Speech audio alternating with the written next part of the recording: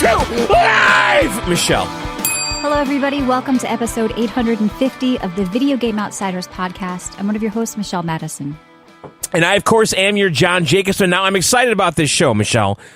Matt, what's his fucking name? It's Bradford. your best friend. It's your partner. It's your No, Matt business. Bradford is not here. Yes. And we're going to do a themed episode that I'm excited about because it's a little different. Made me do stuff I wasn't going to do we're otherwise. doing a mobile games themed episode, but we're going to get into that question. What is a mobile game? What does that mean today? Because I actually played mobile games on my PC. And joining us, your best friend, your buddy, your bandmate, guy you've made mobile apps with. That's right. Matt and I, if you guys aren't aware, we were very early iOS developers. Yep. With Tomato Interactive, we did some games, Matt, right? We kind of slacked off to like the last 8 years or whatever. I remember I was over your house and we were like working on music and the App Store had launched a few months before and you're like, we should make an app. And I'm like, really? And so like the next day I went out and got an iPhone programming book and then we started making apps and we put out the apps we put out like for a while were paying our mortgage. That's how well we were doing. Yeah, both of our mortgages and for then like 2 years. The entire world came in and competed with us like overnight. And now, I mean, really, Matt professionally is a high level iOS developer for I made it my full time after that. Nice. Yeah. So anyway, so Matt's the right one to be here. He's the good guy to be here, and he's the right one to be here. That's right. And I'm sure we're going to talk about Apple TV maybe, and like Michelle said, what is an app? I mean, you guys know I'm not a lover of mobile games, but I think that's obviously changing. It's really just a screen at some point with some of the things, because some games are out for everything now, and even bigger games like Death Stranding are available on mobile. So we'll get into that. We'll talk about some games, of course.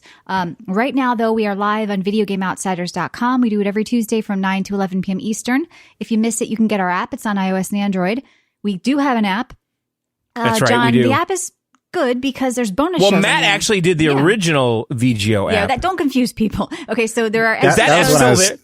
That was when I was still learning. That thing was a little bit janky, I got to admit. But no, that thing's long gone. It's been replaced by the Libsyn one. So search for Video Game Outsiders. You get our app because you can listen to bonus shows on there. Some are free and some are premium. And our listeners actually met up at Midwest Gaming Classic. So shout out to Crafty City, Wanda, Kevin, CC Games, the GameStar guy. They met him out there and they did a show on the app completely free where they talked about what they saw at Midwest Gaming Classic out there in Wisconsin. That's cool. Yeah. And Kevin gave people like 3D printed VGO signs. A bunch of people came up to him that aren't even in the Discord or haven't even talked Kevin sent me one of those VGO 3D printed. I don't know if it's the same exact one. I think it is, but it was cool because he said people came up to him and they're like, I listen to you on the app. I've never spoken to you before. I'm a fan, whatever. So that's very cool. Next year, they want to do like a bigger meetup. So if you're in the Midwest or you want to go to Wisconsin for that, I think it's usually around in April, like we'll probably promote it and people can meet there. So yeah, check out the app. We do bonus shows during the week. Some are free, some are premium. We also streamed this week. John, you did the MLB The Show Discord thing at twitch.tv/John and Michelle. But if they want to support us, they wanted to get the bonus shows that you and I do during the week. How do they do that? That's right. Go to our website, VideoGameOutsiders.com. There is a red premium button. Go ahead and click it, lick it, whatever you need to do. Go to the next page, go premium. It's $1.99 a month. That unlocks our entire back catalog of almost 20 years. For real. Next summer. Like 20 years in internet life is like... That's a long time. Just in internet life, it's a long time off internet life. I know, but just as, looking at the evolution of technology since when we started to where we are right now, very different. There was no iPhone when we started this shit. Okay, right. I was putting podcasts on my iPod. You were riding your BMX bike. Yep. Well, no, I mean, listen, different. When podcasting started, I literally was bringing my iPod into my house and syncing it with a USB cable. That's how you got the shit in your car. Right. And then like you couldn't stream anything. Well, at least initially it didn't work. But anyway, whatever. The history's all there. Go to VideoGameOutsiders.com. Then also Michelle and I do bonus stuff every single week. We do Micro VGO.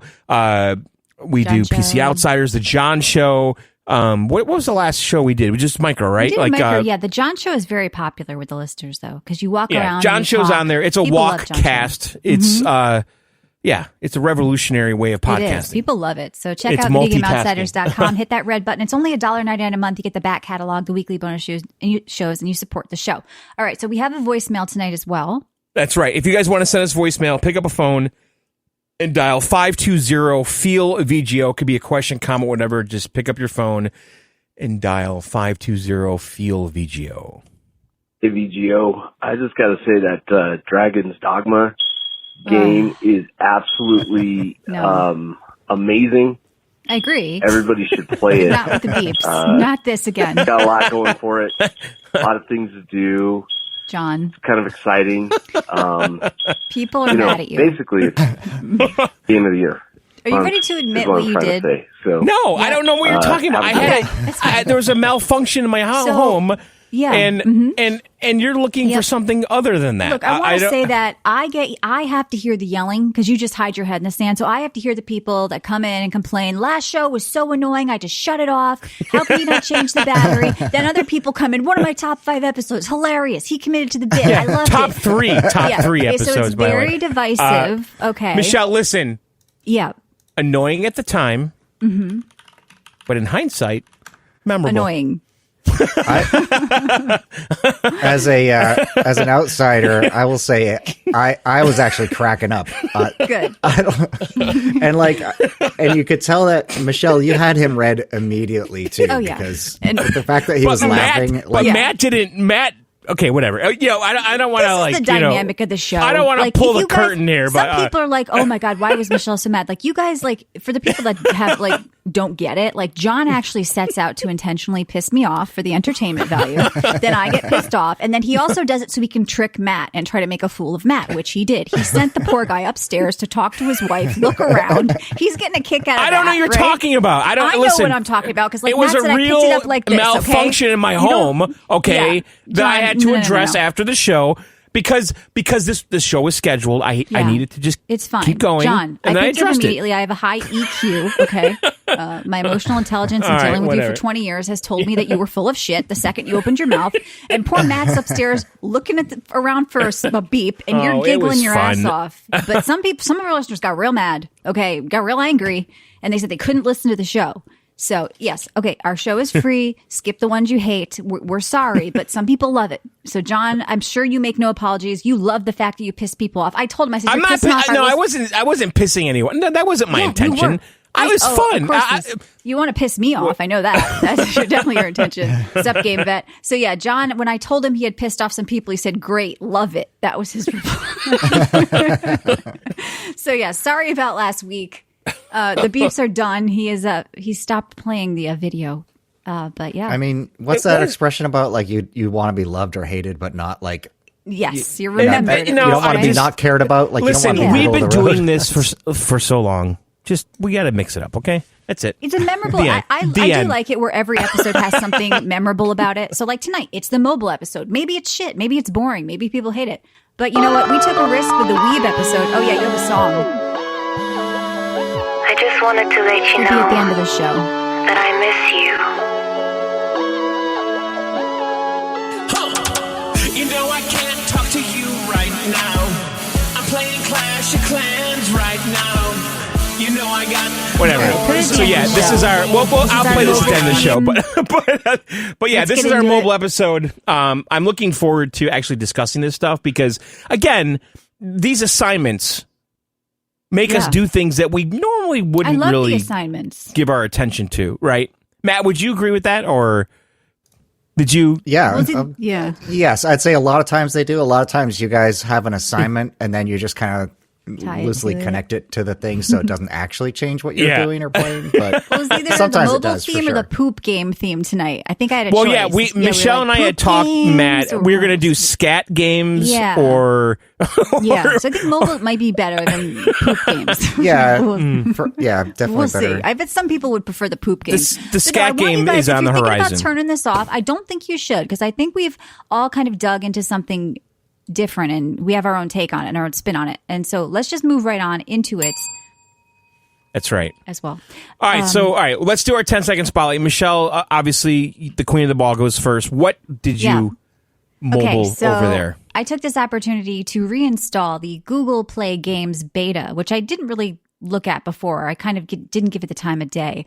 But they have basically this out right now where on your PC, you can play selected Android mobile games. That's the problem I have with it, by the way. Yeah. Why is it curated? Yeah, well, I don't like think that. It's slowly rolling out. It's in beta. And to be fair, I was blown away by some of the ones I tried. And here's why. Because they had ultra wide support. And I'm not just talking like because of the aspect ratio of the phone. One game did have that where I still like was missing a little bit, but it was it's actually a nice transition to go from like a phone aspect ratio to an ultra wide because it's kind of almost the same. But other games, like the first one I want to talk about, Dragon Air Silent Gods, had full ultra-wide support and WASD support. So it wasn't just click to move with the mouse.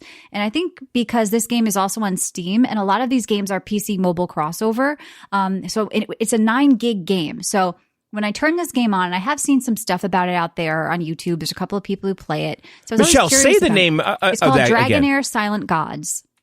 Okay.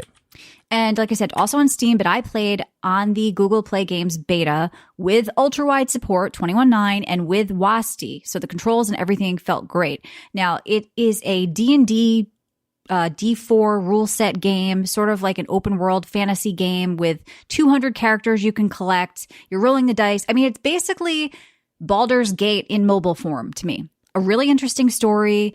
I mean, I fought a guy who was born out of a planet. Like, I'm not going to lie. Like, the story is pretty good. The presentation, a guy that was born on a planet? Yeah, get the fuck out of here. Yeah, I'm in. Wait, so on it or in it? In it. He came out of it. He like hatched like a baby chick out of a planet. And you mean like in a cave? I mean, that's happened before. It's like a planet ball. No, a planet. Like the actual planet was an egg and he hatched out of it. Okay. Yeah, so anyway, it's like BG3, Baldur's Gate 3 to me in like a mobile game form. And the thing that was cool about it is... This is on Steam too, though. Yes, it's on Steam too. And I don't know. I kind of wanted to try it on here just because I wanted to see like what the difference would be. Because I have tried it on Steam in the past. I tried it like very briefly, but I uninstalled it because generally I stay away from like free mobile style games where it's all sort of feels like very gacha. Like you have to get 200 characters and you got to buy it. Like I don't really get into that world. But I feel like when it's a mobile game... and I'm playing a mobile game on my PC through Google Play Games, I'm a little more lenient with what I'll be accepting of. Okay, so I went into this one with an open mind, and I actually ended up kind of enjoying myself. I'm going to use this opportunity right now just to say this. Okay. That's kind of the great thing about Apple Arcade. They strip all of that gotcha microtransaction stuff out of the games. From every game, but it's out of some games. No, on Apple Arcade it is though. Right. So that's like you'll have your a game subscription service. Yeah. I know, but you'll have a game that normally would be free to play with all these microtransactions, and the Apple Arcade version has removed all of them. Yeah. But go on. Just some games are like that, but some games aren't. I mean, the thing with this game is, I think this is like mid-level. It wasn't as offensive as another one I want to talk about in a little bit, where I actually had to turn it off because it was more managing menus and clicking on collecting things than it was gameplay. And that is the biggest thing I hate about mobile gaming. Okay, so this one, though, like I said, it is a grid-based sort of real-time strategy game where you can either put it on auto where they fight for you, and I don't recommend doing that, okay? Maybe that works if you're at the bank on your phone or something, even though I don't know why you'd be playing this there. But on the PC, like I really did enjoy manually aiming and selecting the characters and the attacks that I was going to use. And so it almost had like a Banner Saga or some sort of Final Fantasy Tactics style grid where you're kind of arranging characters and then using abilities and deciding where you want to place all that. And you're building this team, like I said, of 200 heroes you can collect, all with different sort of skills, and not just like, oh, melee archer, but they have like, oh, I'm a poison guy, I'm a frost guy, and how are these going to work together if I pair these? And if I have an all poison team, I get a bonus, and this guy's a fire guy, so I should probably fight them with ice people, right? So you're thinking about all this strategy, all this tactics, and the game actually has some depth to it. It starts to give you this camp where you can cook and you can get buffs and you can do all these different things that you're managing. There's charisma checks, like it's a Dungeons and Dragons game. So if you're trying to trick a character, you got to pick which one you want to use, and can I beat them with this roll, and all the stuff we'd expect. Like even like I guess I beat a talking dog on a charisma check, so I got to open the secret chest, and I'm like, I'm kind of into this story. What was his marital status? I think he was single, but he was very loyal to Not his divorced. owner. But I tricked him. I said, where's your owner? I said, if this is really your owner, where is he? Does he even exist? And the dog was like, wait a minute. And I beat this. Yeah, it's deep because I was smarter. I outsmarted the dog, and then he let me open the chest. So everything you do like has the little checks and all that. And when you're doing attacks, you roll for them. So like I said, it's very much a D&D game. So there's a lot of cool things in the game. Like there's a little creepy kid that's an AI bot that you can talk to and ask anything. So like, how do I do this in the game? Or what is the lore of the dragon in the game? I've never really seen a game implement. I'm sure tons have them and I'll hear from you guys, but I can't personally remember right now like an AI character in a game that built into like the lore. It was almost like this creepy, there is no spoon Matrix style kid. And you talk to it and you ask it questions. And that was really kind of unique too. The thing that got me, though, is I started looking at some of the actual Steam reviews, which are mixed, by the way. And I get it because people on PC don't want this sort of mobile setup where every day you're going in and collecting and trying to buy. They're trying to get you to get characters. You know, it's a free you game. Get the daily unlock rewards and or whatever. I get why we pull away from that on PC. But I did see a lot of people saying stuff like, well, ignore my 122 hours in the game. I mostly did it on the phone. And it's like, I don't want to have to spend money in this game. Bad game. And it's like, well, if you played it for 122 hours. Maybe buying that starter pack for $4.99 wasn't the worst thing ever. But I do agree they try to capitalize off people, the whales, whatever. They want to get you spending $500 a month and all that stuff. And I'm not down with that scene. I'm never going to do that, right? I've spent money on games that I play for years, like World of Warcraft or Path of Exile and stuff, but you're not going to get me to do that. But I feel like for me, playing this game, I didn't feel the pressure to spend a lot of money. I'd probably like pick up some $10 pack maybe to support them if I did end up wanting to play this for 50 hours. But I do think Dragonair Silent Gods is a pretty cool experience. But like I said, keep in mind, I'm playing ultra wide on PC and it looked great. The cutscenes looked great. The voice acting was great. Like these games are very high budget and very AAA feeling, very almost a old Blizzard presentation on this, where it feels like it's a AAA studio. And I didn't look into who did this one, but a lot of them it's are SGRA Studio, and the only game they have on Steam, at least, is this. But they also did... Actually, this looks like their only game. Really? Well, I'm really impressed with what they made. I mean, obviously, they have the D&D license, and I think they... Michelle, can you back up? This is an Android app? Is it? Yeah, I believe it's... So it's on iOS, it's on Android, it's on Steam. She's using the Google Play. So man, I sent you links to this, by the way, that you ignored. Okay, calm down. Google Play Beta. I kind of skipped over it. So yeah, Google Play Beta is basically a BlueStacks or an Android emulator officially from Google. Not BlueStacks. Well, BlueStacks is an Android emulator. That's basically what Google Play is, an official one from them. Which I know, but BlueStacks is a different beast. Okay, she's using it to explain what it is. To explain what it is. I mean, basically behind the scenes, right? They're obviously emulating in some way, right, an Android app, but they've done so in a way where the games are curated right now because I think they really want to make sure it works well. Because, like I said, a lot of the games I ended up trying did have WASD support, did have like full resolution support. Things didn't look blurry. Everything kind of felt like it was made for PC. Because I did Call of Duty Mobile on my PC like a few years ago. And I guess I used BlueStacks. I don't remember how the fuck I did. I also played one of those Chinese battle royales on my PC. I've used BlueStacks. I played Warcraft Rumble with mouse and keyboard support. Yeah. And that's kind of Google Play. So BlueStacks, and there's also something called Game Loop. They're a little gray area, like ad crazy. Yeah, there's some ads. I think you can pay to get rid of them. I mean, I know. I don't really trust those, to be honest, but I did. So this is similar to if you have an M1 or later Mac, you can run iOS apps, iPhone and iPad apps on your Mac. Okay. Actually, I tried this, but it's not curated. The curated thing might make sense because that's Google. I understand that, and I'm saying maybe Apple should be curating which iPhone apps you can run on Mac because they did a good job of this thing called Rosetta, which basically allows an iOS app to run on the Mac architecture pretty much automatically. Everything maps them. That's cool. And it has menu system and everything. But there's every now and then there'll be something a little off, or I just tried our game, John, Chainsaw Zombie Slaughter, and it actually runs great. It looks good, but it's you can't tilt, so you can't. Oh move. Because we have motion controls on that. Yeah. So we would have to account for that and detect keyboard. We'd have to do a small tweaks to make it work there. But it sounds like this is something like that. Then maybe this Google thing. Yeah, and I don't think, Google is obviously well known for abandoning things at the Google graveyard, but I don't know if they're going to do that here because I do think there is potential with these apps doing a lot of this PC mobile crossover thing. There's obviously people that want to play apps on the PC. And, you know, I would have poo-pooed it in the past. I would say I have no interest, but I kind of feel like I'm happy I have this installed because I just feel like there's games that I may not have seen or ever played, even if it's for 10 minutes while I'm eating lunch. Like, I feel like I'm in another world because I don't generally take out my iPad or my phone and play mobile games. I just don't. But I might open this up on my desktop. I might take a look at what's going on. I might have this running. But there's, you know, they're releasing giant games on like the Genshin Impact, wasn't that? Like, that's a massive game that's on mobile and yeah, but it's also on PlayStation.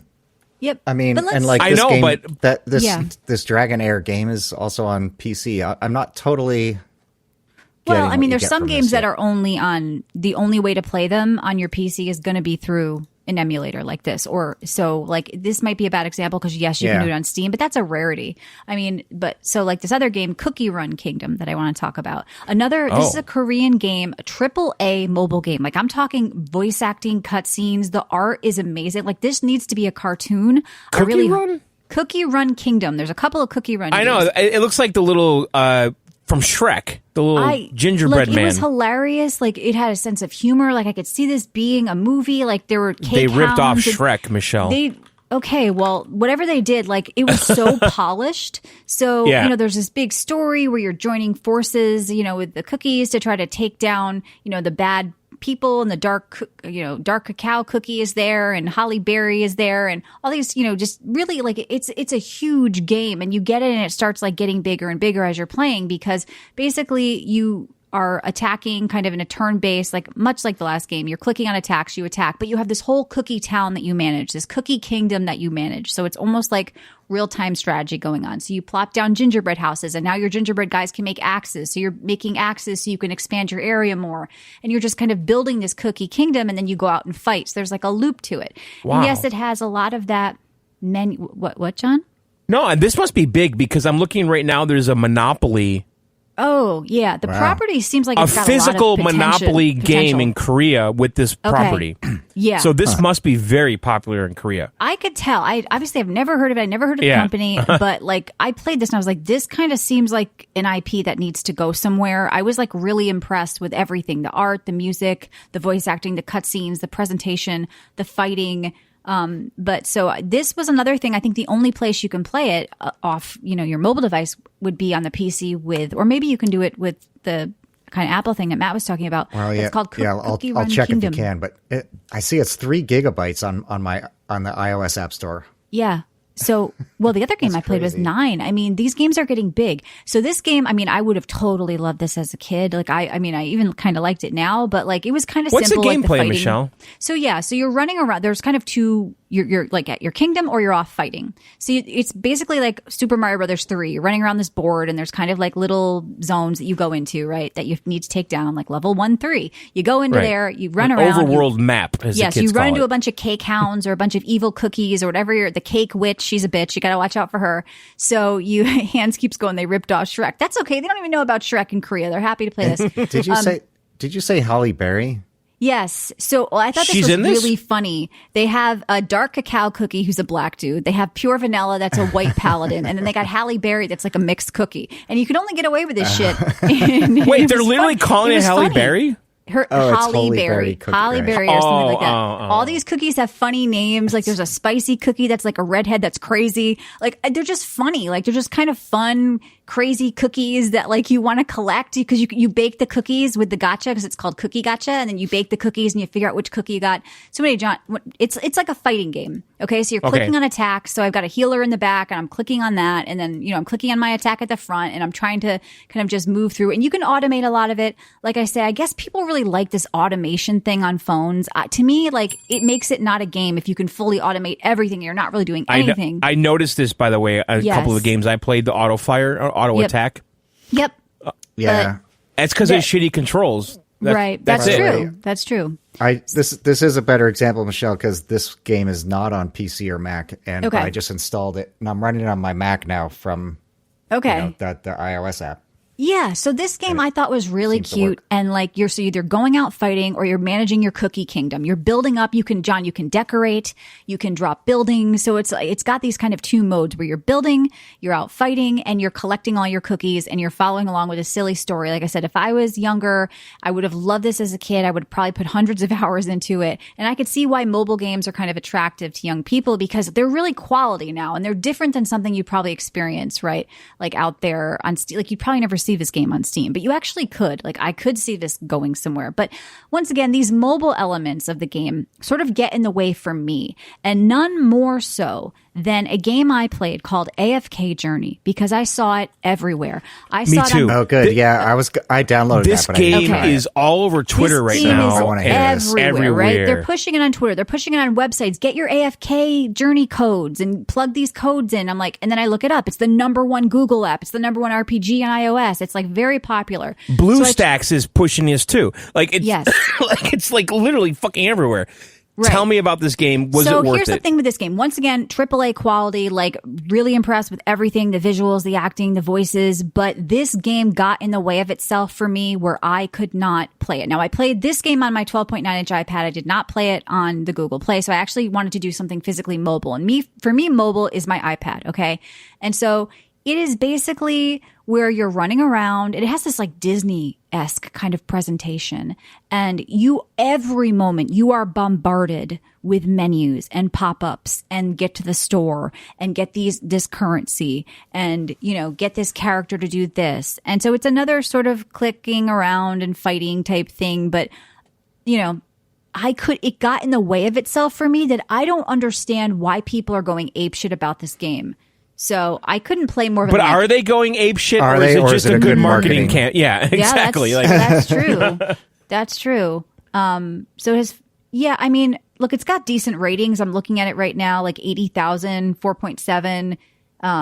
And so, there are cool things about it. When I was actually out there fighting with my team and following the story and stuff, because that was all really well done. Like I said, I can't complain about the combat. I can't complain about the fighting and all that stuff. When I was out there actually getting to play this game in this sort of, group turn-based fighting game, I kind of liked it. But it was too much. The tactical battles were too far and few in between of all of the other stuff that you have to do, where it was like, if you had 5 minutes to turn this game on, all you'd be doing was checking your menus because there'd be a red dot by them. Like this was a typical example of a mobile game where for me, I don't want to open up and look at a red dot on 100 menus. Like it was too much. It was in the way. But if you don't mind that shit and once again, really well done, like very, very, very quality. Like, and that is what. So here's the question. So you have a game like this where obviously there's huge resources behind it. Yes. Why not just put this on Steam too? Or here's why. Because when something is a mobile game versus a PC game, people have a different acceptance rate of what they will allow for, like I said, those microtransactions. I know, but Apple is taking a giant cut of all of those transactions, right?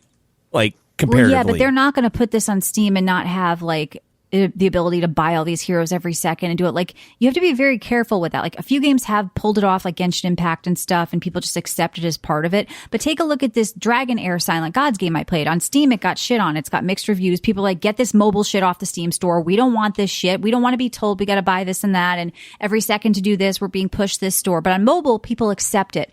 They're trying to merge the markets. And it's kind of a dangerous thing in a way because, while certain things seem okay, you don't want every PC or console game to become a mobile market. You don't want that where it's all about I'm with you. I daily don't like logins. This world. But that is the free-to-play model, though, right? Yeah, right. And it's different, though. And yeah. It's different. Yeah, but do you think Fortnite is Fortnite's mad? Not like this. John, have you played a mobile game where there's 100 menus with red dots that you have to check on every day and collect with your daily login? Yeah. Like it's not even the same as so many hearts that you have to. Yeah, it's completely different. There's like a bunch of currency exchanges that they specifically try to change. Or the game won't allow you to play anymore today unless you buy some currency. Those games are forcing you to grind. Yes. And I don't want to do that. I don't have time for that. Like, I want to No, I've had games where I can't think of a specific example, but I've had games where it literally says you can't play anymore today. You're out of the currency to allow you to do what. This is way more egregious than a typical Fortnite or free-to-play game where they're asking you to go into a battle pass or doing some of the things that we all have mixed feelings about.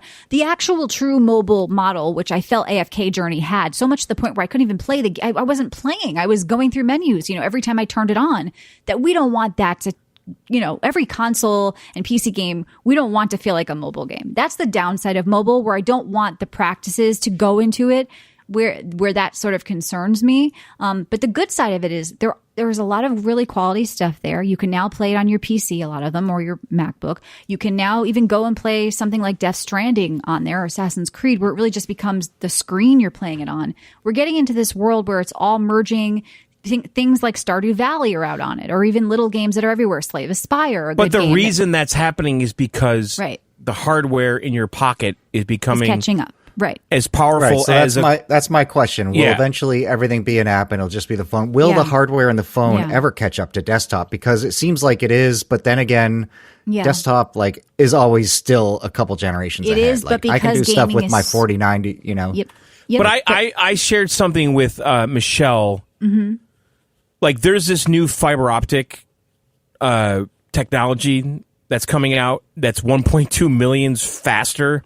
1.2 million times faster than the average gaming broadband. Gaming is so mass market right now. The average gamer, though, wants to play. Like, we've been hearing this all along. Like, console exclusives are dying. Nobody wants to put things in one place. The average gamer wants to play on the go in their pocket, especially the average younger gamer. If you're under 25, you're not as averse to, a mobile game or a mobile app. You grew up with it. You're fine with it. So the younger generation kind of wants to be able to pick up and play their games everywhere, and they're kind of more open to this. And so, look, I don't think console and PC gaming are going away, but the mobile infestation, I think, is going to keep merging a bit more. Not just eventually there'll be no. Eventually, hold on, John. We'll have quantum computers or something, right? So the size won't matter, and what's the phone in your pocket will be pretty much as powerful as any computer ever made, right? At that point, then that's the only device you have, right? But you're limited to the controls. Yeah, you can grab a controller, but you plug it into a dock, Yes, it's just like, or you. But dock Matt, it to didn't Apple recently say that their new iPhones or M1 chips or M2, whatever, are M3. Like gaming, like juggernauts? That's not what's holding mobile gaming back.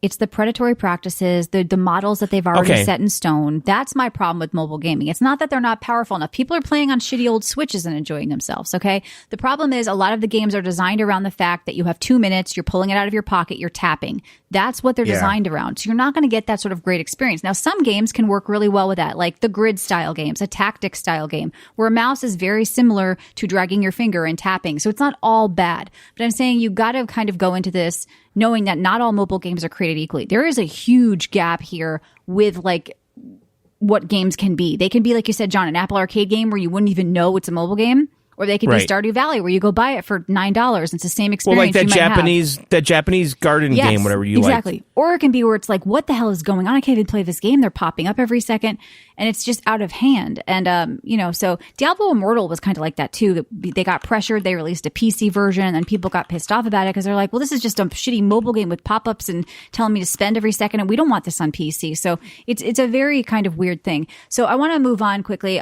Not technically a mobile game, but I just want to bring it up fast because Botany Manor, it could actually be a mobile game, and I think it will be a mobile game. It's a game that feels like a mobile game. So it reminds me a bit of The Witness Lite, and The Witness is actually out on mobile. It's out on PC and mobile and maybe console. It's like an adventure game where you solve puzzles, almost like a New Age Riven or Myst. So Botany Manor just came out today on Game Pass. I played the demo yesterday on Steam. I actually kind of think it's worth looking at. So you are solving very, very light, basic puzzles, and the catalyst for those are trying to figure out how to grow flowers. So you find a seed. How do you make this seed grow? I have to do research on it. It needs this temperature. Now, this sounds a lot like that game I talked about that you kind of just told me to shut the fuck up. Do you remember that game? Yeah, it's not like Strange Horticulture at all. This is an adventure game. Where you're roaming around trying to solve puzzles, but the catalyst is that you're growing flowers. It could be anything. They're just using that as a way. So you're walking around this beautiful manor with flowers, you're finding seeds, you're finding a story. So it's a game that's kind of like if you play The Witness or the Talos Principle, if you like these sort of wandering around solving puzzles, like I said, old school Riven Myst type stuff, that's what this feels like. But the very, very simple puzzle solving where you can figure it out but it was kind of just beautiful. And I do think they'll be putting this on mobile. And this is an example of a game that could be really good on mobile. I used to play these games called The Room. I'm sure you've heard of them. 1, 2, 3, 4. I'm sure there's 10 by now. And The Room was a puzzle game. Yeah, The Room was a cool puzzle game. And so some puzzle games can work well and some grid-based games can work well. But the shooter thing is what I'm curious about because I know Matt played Warzone. So we're going to get into some actual, what does a shooter feel like on mobile? So now people on Steam said this game's, is it like Myst? Is it like kind of that vibe? Yeah, that's what I said, like Riven Mist type stuff, right? Oh, I didn't hear so that. It's just an adventure game, and so I do recommend Botany Manor. Try the demo on Steam or go play it on Game Pass. I think it's really pretty, and you're going to be solving some puzzles, but you have to kind of be ready to play something with flowers. So sorry if that offends you dudes, but it was kind of, it did tap into my girliness for a bit. Cause I was like, oh, that's really pretty. I want to live in this manor. I was like, damn it, they got me. I was taking screenshots and shit. And then I've just been playing Path of Exile, which is not a mobile game. So that has been my week and I'm just drinking water. All right, John, what did you do over there? Because you have an Apple TV. Yeah, so I actually kind of had fun doing this because I wanted to spend as much time on my Apple TV as I could because I pay for the Apple Arcade thing. I don't even know what that costs. I think I had it maybe free for, I don't know, but whatever. So I just kind of went through Apple Arcade, just looking for things I've never noticed before and looking at the charts. And yes, Matt, Giraffe's Matching Zoo is in the top 50 ahead of with zero sales. With zero sales, so what does that which tells you something. I mean, right now, a game that Matt and I made, like 2.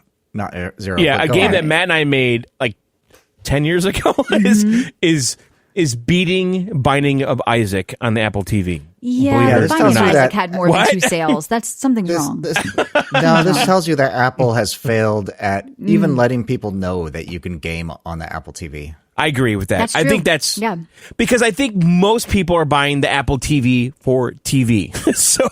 But if you're not aware, it's actually a pretty gaming system. Okay, they need to have how when you first turn it on, it starts with a couple of default icons like the TV one. The second one should be games, and it should go Apple Arcade. And this thing should come with a controller, and then they would be a kind of a competitor in the console market almost. Not quite, but. If they just included a controller, because there's some games I've played on there, like the new Sonic game, fantastic. That Japanese garden game Michelle played, I loved it. I played that too on Apple TV with controller. If you were to tell me it was the Switch or the Xbox or the Apple TV, I wouldn't know. Right, it was that good. Right, for that kind of lo-fi graphic game, But so I tried some stuff. I'm just going to go through everything. Some stuff I played longer than others, but I dabbled. Okay, so this game called UFO on Tape caught my eye. I don't know why. It's kind of like an AR VR style game, but not. It has control. All these games have controller support, by the way, on Apple TV, obviously. And this game basically is kind of like almost like a tech demo to me. You're basically going on these little roller coaster rides trying to take photos of UFOs. Kind of a gimmicky tech demo-y thing. I didn't really find it very interesting and I deleted it. And then I tried this Puyo Puyo puzzle game, Michelle, which is an Apple Arcade exclusive, this version of it. Now this game has been around for a very long time. I was going to say, isn't that an old arcade? It is a very Puyo Puyo Puzzle Pop. It's a new Apple Arcade exclusive. Yes, right. But this is a game that's been around forever. Okay, sure. And it's very much. I don't know who's first here, but it's basically Dr. Mario. If you guys are familiar with that arcade game or NES game, it's a puzzle game where you're just rotating these colored blobs and you're just lining them up. And Dr. Mario, they're pills. In this, they're blobby little creatures. And it's very much a Dr. Mario type game, but what they're doing in this one is they're trying to tell some story with an overworld and characters like Michelle, you Super Mario 3, like you said. You're basically going through an overworld, completing levels, and then they're trying to tell you this story in between the games, but at the end of the day, it's just a fucking puzzle game, and I really was bored to tears playing this. Okay.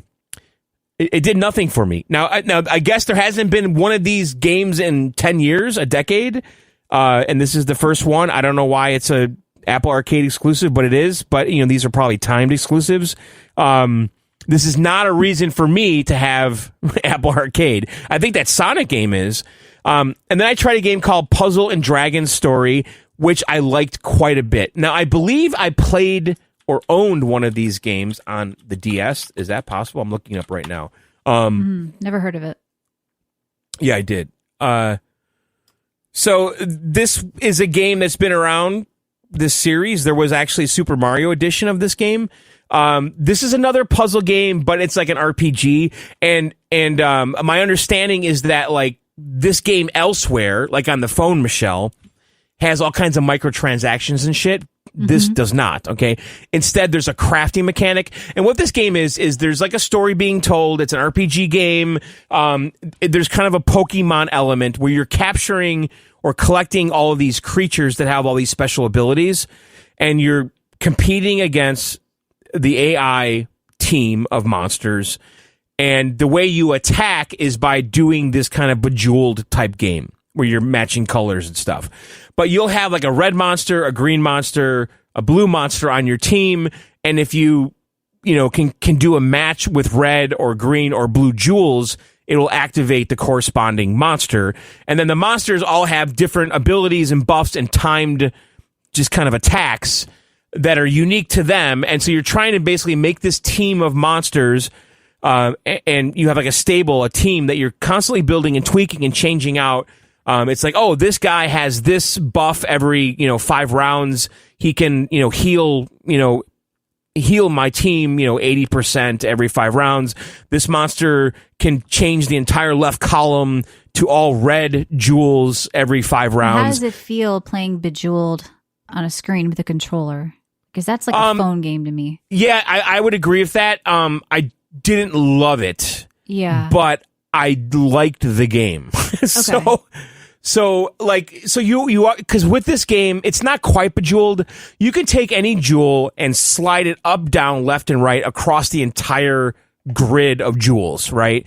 You're not limited to like a one single move. So you take a jewel and you slide it up 5 and to the left 4, and then you're displacing all the other jewels, which then creates all these crazy combinations.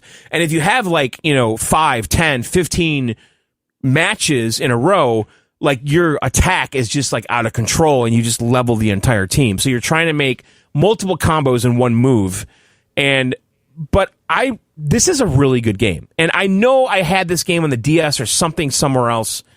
It's a solid game.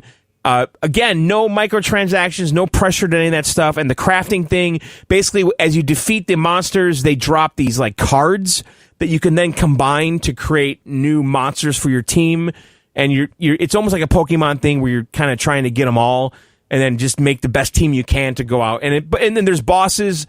You're basically doing dungeons, and each dungeon's like maybe 5 levels with a boss at the end. It's a great game. It really is. I recommend it, actually. And it's everywhere. It's not just an Apple Arcade thing. This version is that's the thing about Apple Arcade, by the way, is they do like slight tweaks to the game and say it's an exclusive. Like Dead Cells is an Apple Arcade exclusive. No, it's not. It's like Dead Cells Plus. Yeah, it's like they give you what's plus about it? They give you the DLC. Is it a mobile exclusive with them only? No, they give you the DLC, Michelle. That's all it is. It's literally Dead Cells. And I played no other platform has Dead Cells Plus.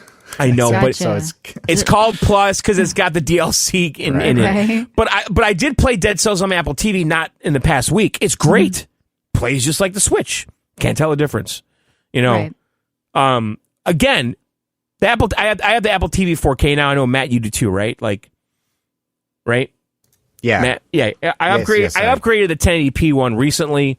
I don't sense a huge difference, but I'm not really pushing it, I don't think. But it's noticeably faster. It's got a much faster chip. Yeah, I think the interface and all that, but I don't feel like the games are that much better, but maybe I'm not pushing it. I don't know. I don't know. This one, Michelle, I just want to mention because I talked about it before. I did install it, but I didn't play it. Is that that Pocket Card jockey game? Okay. Remember I talked about that too, right? It's on the Switch. It was a 3DS game. Yeah. Also on Apple Arcade. So that was a game I was going to buy on the Switch because I really actually liked the demo, and I installed it over the weekend but didn't play it. But that's like the poker horse racing game or something. Yes, it's a poker horse racing game made by the creators or the developers of Pokemon. So there's some Nintendo juice in there. Mm-hmm. I just found it interesting that that's in there. It's made by Game Freak, which is the developer for Pokemon for Nintendo. Okay. And they're part owner of Pokemon, I guess. That's the thing, and then, especially when looking at Switch stuff, like you're getting a lot of these things that are just out on the Switch. On the Switch, sometimes they're $30, and here they're just free, or on the Apple Arcade. Like they're just totally free. Yeah. Like, I want to mention this game. I didn't play as much as I wanted to, but I was really impressed with it. It was called Heroish, and this is like a MOBA, and the art style is very much World of Warcrafty, kind of. Yeah. And it's a side-scrolling MOBA, which is a little different. There's not a lot of lanes, Michelle. Yeah, how are you doing You that? like the lanes, right? Like, there's not a lot of lanes. Which is also on Steam, by the way. There's a free demo right now you can play. Yeah, I actually rather like this game, and I wish I played more, but I just ran out of time. It's $10 on Steam, free demo, has positive reviews. Yeah. I don't know if it's a MOBA. But it is some sort of tower defense, but it's not. It's a side-scrolling single-lane MOBA, and basically, like you're deploying. Not a MOBA unless there's a jungle and there's a what? I just take issue with calling it a MOBA. That's all. It's a MOBA. I don't think it is. I saw people calling it a MOBA. Yeah, Heroish is a fun MOBA deck-building adventure. It's not a MOBA. Heroish is a blend of MOBA and card game. Sure. Okay, here. This article says it's a side-scrolling MOBA Lite. Sure, it has MOBA elements. I was just saying, when you said MOBA on mobile, I'm thinking, okay, you're playing League of Legends. Okay, so you played with a controller. You played. I did, and it was good. You had a good time. All right. I did like it. So, like, the thing about this game is that when you're deploying, like, your troops or whatever, your attack squads, or you're basically playing cards, and they, like, deploy out of your main character, and you're just kind of side-scrolling left and right, going up, oh shit, a tower, oh my god, quickly deploy archers, quickly deploy, sword guys, and you just kind of sit in the back and let them do their thing. It's like an auto battler in that way, Right. And you're getting all these cards that are giving you more options to deploy things, but visually, I was kind of really impressed with it, especially on the Apple TV. I do recommend that. It's $10 on Steam? $10 on Steam, free demo. Yep. Yeah. All right, and then the last game I want to talk about. Okay, I do want to mention I tried playing Warzone Mobile using BlueStacks. Warzone Mobile is not on Google Play Beta, which was a bummer. Well, Matt played it. He's going to talk about it. So you played Mighty Doom, you didn't want to try it on your phone? What's that? You didn't want to try it on your phone? No, I did. Again, it's just a time thing. I literally tried last night for like a half hour to get it to work on BlueStacks, and every time the game launched, it crashed. And there's a bunch of videos on YouTube with supposed tutorials how to make it work on BlueStacks. Yeah. Right. And every single video, I think it's one guy that's putting these videos out. He never shows the game actually working. He's just like, here's what you do. Install BlueStacks. Download this. Some guy install. That's a brilliant business idea. What? You find a major tech problem. Yes. And you say, here's the solution. Yeah. But then you put all these videos out, but you don't really solve it. And if you look at the comments on the video. That's free money. And the comments on every single video this guy's released is like, what the fuck, dude? Are you ever going to show the fucking game running? This doesn't fucking work. None of the things you say are working, right? Because you can install BlueStacks. You can install Warzone Mobile through BlueStacks.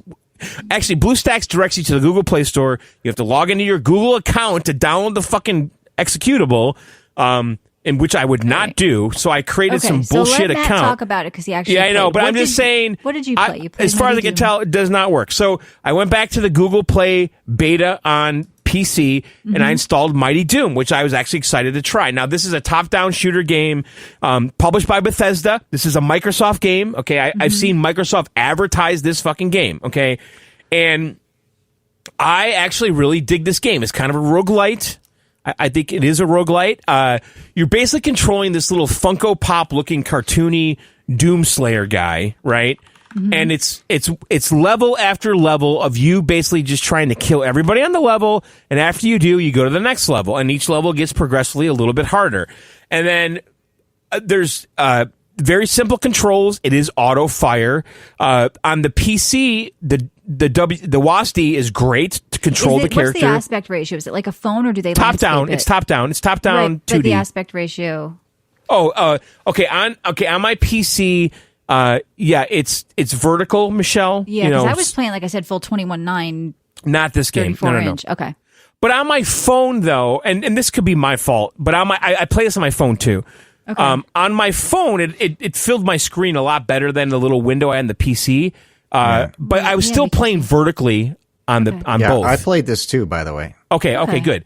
So I actually enjoy this game quite a bit, Matt. I don't know what you thought about it, but. Yeah, it was like really well done. Yeah. It's pretty fun. I found it was not very hard, but then once I got pretty far into it, it finally started to actually get hit by things. Yeah, and again, like a roguelite, you do get like permanent upgrades, which are kind of meaningful. And there is a whole mobile thing here, Michelle, where they're trying to get you to buy currency to get chests and open them up and all that shit. Yeah, you expect a little of that, but there are some games where it goes crazy. Yeah, it's pretty subtle about it. It's only like after you finish an entire episode. Right. Yep. But here's my big takeaway with this. This is my thought about this game. I think this is a really good game. I like it actually a lot. I am disappointed there's no cross progression between PC, Google Play, and my phone, at least. It should if you log in with the same Google account. I did, Michelle. Because one of the games told me it did. It might be a per game thing then.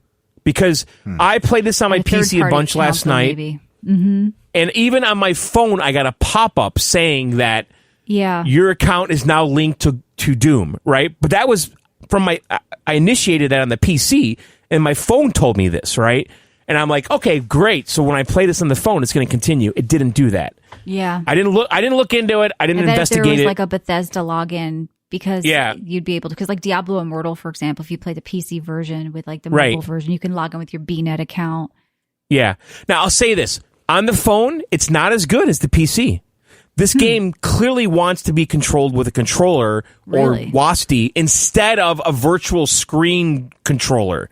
So I played this on my phone. You know, I have a little. You know how the phones now, the iPhones have like a magnetic, thing on the back, so you can put magnet accessories. I have a little accessory that's like it folds down flat, but then you can make it a stand for horizontal or vertical. So that actually worked great for this because I just stood it on the table and attached an Xbox One controller. You did? Attached, but synced an Xbox One controller, and I played it that way.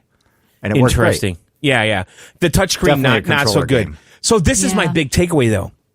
Why the fuck is this not on Xbox? This game would actually kill on Xbox. Yeah, it would, yeah. It really fucking would. It's cute, it's quirky, it's Doom, it's Bethesda, it's Microsoft. Of people on mobile and not that many on Xbox. But Michelle, Microsoft needs to put this kind of shit on the Xbox. I agree, really think people would talk about it. But yeah, what if there's only like 3 hours of actual content? What if you can speed run the game in 3 hours? People I thought that too. And people on Xbox would say you're trying to sell me gems. For 3 hours. No, just throw it on Game Pass. No harm, no foul, right? Game Pass with no pay to win type stuff in it. Yeah.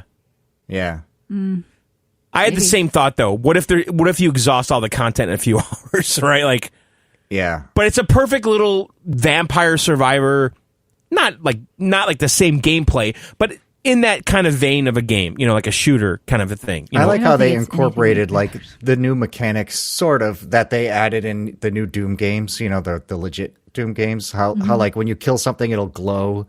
And then the final blow. The glory kill. The glory kill at the end. And if you do like a glory, so like you'll wound an enemy and he's just grasping for his last breath and you could do a glory kill and he'll drop something, health or whatever, so you want to do that. This is a cool game. I really think they're making a mistake though, not putting this on Xbox because it wants to be a controller game. It really does. It makes complete sense. So that's Steam. But even if you charge $9, it's Bethesda and Microsoft. It makes more sense to go on Game. Yeah, but there's not enough people that have an Xbox. Well, Game Pass is PC and Steam is PC and. I'm just saying there's a reason they aren't doing it, and they probably don't think it's worth it, the development time with the money they're going to make. They're looking at the markets and they're saying, mobile, that's where the people are. This is a very Nintendo way of handling the IP. And I really think people would like this. It's cute. It's quirky. It's a little chubby Funko Pop looking Doom guy, you know. Like, it's almost like a kart racer Doom game. Like, it really what? It's brilliant too, because it's, at the same time it's like gory, because so when you beat any of the little bosses, and then when you go in to do the glory kill on the boss, you get it does like this the stabbing animation where you're like, it's like a fatality. Right, yeah. That's pretty awesome. Yeah, I think it's a misstep, because I think people would absolutely lose their shit if they had easy access to this on the console. So yeah, Michelle, Matt, that's kind of what I tried. Sounds like your Apple TV you're paying for it every month, but what? It's not always worth it, the games you're getting. No, I think honestly the Sonic game. Matt, have you tried that game? No, I should. Sonic called? Dream Team, yeah. That's a great fucking Apple Arcade game. Probably the best one. People just aren't going to buy the Apple TV to game on, and they've kind of abandoned it, and they aren't really like promoting it. I just think it's kind of like, it's a shame, because everybody wants that little like gaming device in their living room that can do this sort of stuff. But there's like a bunch of games coming out like soon. I just saw recently there's 5 titles in April, and there's some in May. But I don't know. think they've abandoned it. No, you know, and they definitely seem to be putting more and more effort into the Apple Arcade. But the problem is, that people. I mean, I don't think people at all think of the Apple TV as a gaming, as a gaming device. They because would not cross your mind. I used to hear about all the games that were coming out with certain developers. They got the Final Fantasy dev to make an RPG for it, and they got like somebody else do this, and like if they're trickling out now, but I don't think they're like gunning for the exclusives. They're doing more cheapy stuff like Dead Cells Plus, where it's now our exclusive version. I think they've given up on the whole like this game is just made for Apple Arcade. But, right. Because like John, you said Puyo Puyo Pop is basically just Puyo Puyo Puzzle, which has always been out there. Like if they really want to get people to do it, but it's hard to get developers to want to develop for this small market, you know, this exclusive new thing for the small market. People have just kind of over that. They want the games to go everywhere, but I don't know. It sounds like you're happy you have it, at least. No, I mean, I use it to watch TV more than anything, but... Thank you, Cliff, for the gifted subs. Yeah. So, all right, that's it for me. I'm drinking a Coors Light. Nice. All right, Matt. I'm actually excited to hear about what you tried and where and how and all that business. Now, you are an iPhone guy. Yeah, I'm an iPhone guy. I mean, I'm not like an iPhone guy in that I'm a fanboy, but it's like, I'm an iOS developer for a living, so I have an iPhone, and therefore I also have a Mac, because you have to develop on Macs, and so I also have a PC. Like I'm not just like an iPhone guy, whatever. But I like tech. I have everything. But anyway, right now I'm playing Sonic Dream Team on the Mac with my Xbox One controller. Yeah. During the break, I just installed it. And because Michelle kind of blew my mind here, bringing up this idea of playing the phone apps on your computer. I completely forgot that the Mac even does this. And with the Apple Arcade, there's actually a lot of good games on here. Like I installed the NBA 2K24. Yeah. Like I saw that, like FIFA's in there and NBA, like. Yeah. I just played a bit of the NBA game. It's pretty good. The Sonic game's pretty good. Like, and when you run the games, on the Mac that are from the Apple Arcade, like there's a separate Apple Arcade section of the Mac App Store. And when you install them and run it, like it automatically goes full screen and goes into game mode where like it, prioritizes all the power for that and stuff like that. So it's like really well done. I don't know, kind of blow my mind that I have all these games, right here because it's a little bit more of a pain to like use the Apple TV to play Apple Arcade games if I want to do something like with a controller, because then you have to turn on the TV. Well, that's the thing. Is it a mobile game now? Because you're looking at a screen, you have your controller. It's a laptop technically. Like, is that a mobile game? Because I don't love playing a game with a phone in my hand. You know what I mean? But yet I feel like I kind of played some mobile games. So it's getting really hazy right now with this stuff. I personally like the Apple TV because it allows me to do iOS type stuff without having a phone. Right. Because I'm I'm Android all day long since like. Well, John, you have an M1 Mac. Why don't you try this on your because Mac? I don't see myself sitting at this Mac playing games. That seems really foreign to me. Like this Mac is need to literally put a couch in your basement. No, the Mac is Pro Tools only. Like that's it.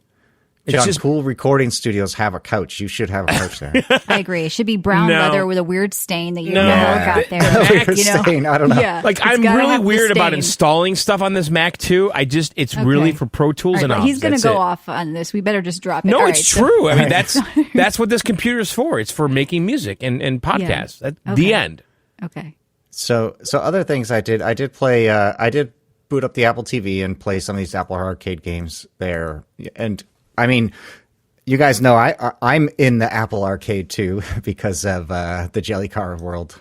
That's right. You did the soundtrack for that, which is a great soundtrack. Yeah. Cliff is talking about it right now. Nice. Yeah, that game is still in Apple Arcade. I tried it out on the TV 'cause before I'd only played. I played it on there too, Steam Matt. Deck. Yeah. Oh, cool. Yeah. Oh no, it works great. Oh, you're right. I played it on Steam Deck too. I think. Oh, nice. Because when it first came out, was it on Steam before Apple Arcade? Same day. It was like same day. Okay. And if I remember correctly, like when he got approved to be in Apple Arcade, it's kind of a big deal because the amount of exposure you get from that is immediately huge. I think it added like 3 months to the timeline. That's because, like what you were saying, John, there's no microtransactions, all the things they've thought out, like they want it to be a pristine experience. So like, when Apple gets involved and you're in Apple Arcade, you've got to meet like a whole different set of standards and whatnot. That's good though. But you can't Apple... you can't have anything where it's like, oh, this button doesn't work with the controller. No, everything has to work like perfectly, and they check it all. Mm-hmm. Right.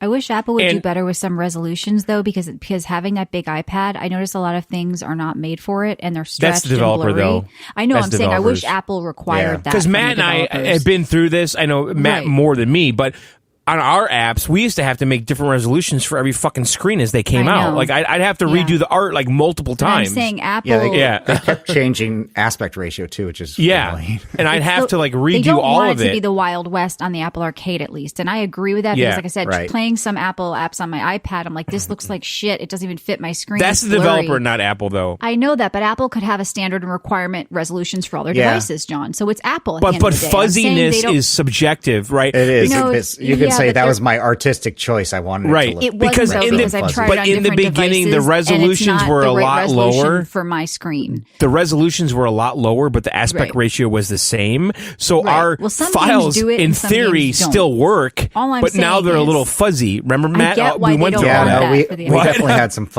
some fuzzy times during upgrades. We did, because when we started out, what was the resolution of the first iPhone? Like, oh god, 320 by 240 or something, and then suddenly it's like I have to remake all the art at 1080p or whatever, and well, that's why I think the Google Play beta is also kind of curated right now too, because that's the thing. When there's all these devices, is there vector art that can scale? What is it? Yeah, that's a thing. But we had a lot of raster art that was the right aspect ratio, but the wrong resolution. So, all right. Well, we're getting technical. All right. So, what else did you play? And the other, I was just going to say, the other thing though that you may not think about, like with Apple Arcade, is if you're going to be on there, you have to support like 27 different languages and countries and localizations and like right to left text. Like you've got to support the entire world all of a sudden. So it's a lot of work. As a developer, I think that's a huge extra bit. But anyway, accessibility on there. I tried this game on the Apple TV, Apple Arcade, Ballistic Baseball, because I thought it'd be cool to have like an arcadey baseball game. But I don't know, it was pretty bad. Oh, really? Yeah. It looks like RBI. It looks like a cool old school baseball, but no, it's just, it feels like a bad app. So I don't know. I didn't like that. And by the way, Matt, I'm getting the sense that you dabbled like I did. And that is a bit of a problem. Well, that's a bit of a problem though, Michelle. Why?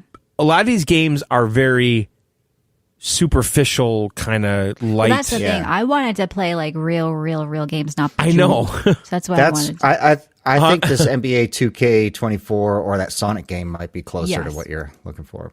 No. But You anyway, can do anything. I'm just saying, I think that it's crazy the range that we get, right? You get everything from Bejeweled to real, like NBA. Right. Sonic, games. like the Sonic game. Like the Sonic Well, games are real. Yeah. We're going to work our way up to the real ones. But as long as we're still on the very phone-like games, one that I played that I actually really liked is an old game called Snake.io. Have you guys ever played that? Oh, come on. No, it's like a really old. It was like a meme game 6 years ago or something. On my Yeah, Zen, or what was that? That Palm Pilot? I had like a Palm Pilot or something. Pilot, yeah, on it.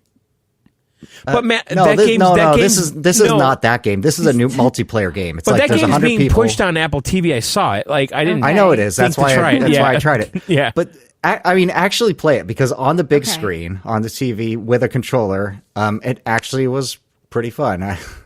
I think I played it for like an hour, which is a lot for a game like that.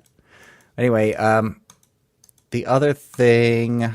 Okay, so then on the actual phone itself, I searched for the word Eclipse and kept scrolling through Eclipse finders until I found an Eclipse game. Because I figured that look at you, topical. Yeah, That's right. This is like a theme that Michelle and I would come up with. Well, I know how you guys like to tie it all together. What? So anyway, I played this game called Eclipse Rising, and it's like all Chinese text, and I kept clicking on buttons. I don't think we can say started. that anymore. But go on. Oh, what? Can't say. He's just being an No, ass. I mean it's it's Chinese characters. I don't know what to tell you. Okay, it's kanji. So you it's so bad. Like if you were learning programming and you didn't know anything about games or like how you should make a game, like this is what you'd come up with. really? It's pretty. It looks like Pickwitch. It's. Yeah, I mean, nobody knows what that is. it looks good. It looks like, oh, this will be a fun platformer, but it's like, oh my god, it's just so bad. But on the other hand, I found myself I couldn't get past the first level. I tried and tried, but it's like, I don't know. That was my Eclipse game. Probably not worth it. But then the big one that I did play Mighty Doom, which I did really like, and then the big one I played was the Warzone Mobile, whatever that's actually called. Yeah. What's the full name of that? Yeah, probably just Call of Duty Warzone Mobile. Yeah. So this I played by setting my phone on the coffee table, with the kickstand on its side. And a controller. Okay, good. And an Xbox One controller. I'm not doing touchscreen. Like I'm not a touchscreen guy. Yeah, so that was my plan. I was going to go on my deck and play this outside, and it just never happened for me. But and I just want to just say this, Matt, not to hijack your thing. Yeah. These giant games like this, that get constantly updated, are a bit of a problem on the phone for me. Because they take too long to update? Yeah, because remember Diablo Immortal, Michelle? Like I was playing that on my phone quite a bit.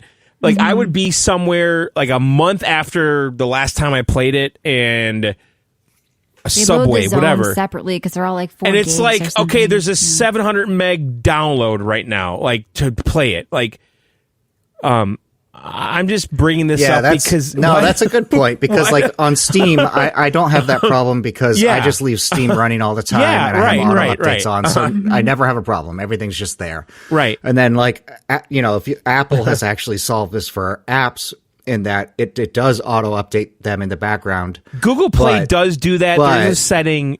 It's not reliable. But these big games are putting most of their content coming from their own servers that's downloaded separately in the game, so and it's the update outside of is, that system. Exactly. The update is inside the game. And you don't the reason know they do that is because they want an original download to be under the cellular limit of this was a game I installed, and then when I launched the game, there was a 5 gig update. Okay, Warzone. Yeah, but I didn't know.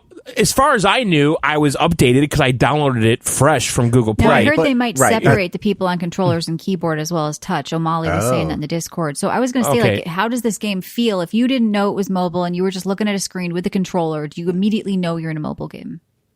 No way. No. It felt like a real game. Cool. And I did feel like I might have been playing against a lot of touchscreen people. Because there were situations that in real Warzone, like I would have got wasted. Well, no, it was bots initially, but then after the first the training thing and the first match, it was definitely real. Like I was teamed up with a guy named like Reap Your Mom, and I'm like, okay, this is not a bot, you know. That's a good bot. So, yeah. Yeah, I mean that was my experience when I played Call of Duty Mobile on my PC. Yeah. Like I was destroying people because I was on mouse and keyboard. To separate people. Okay. Yeah.